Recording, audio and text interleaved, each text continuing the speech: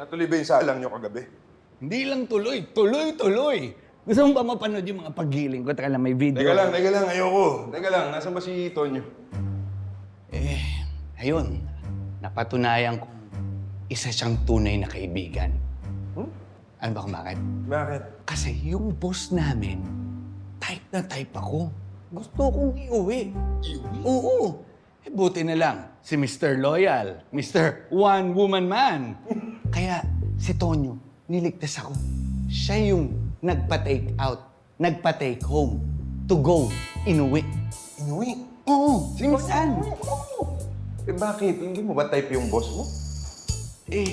Alam mo naman, bukod sa talagang mataas talaga standards ko, one woman man nga ako.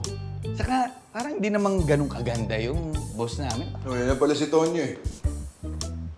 Oh, Bok. Miss Ann? Pulis ka din?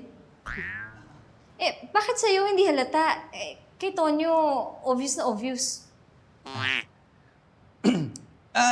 Kamusta pala kayo? Mukhang puyat na puyat kayo Napalaban kami kagabi.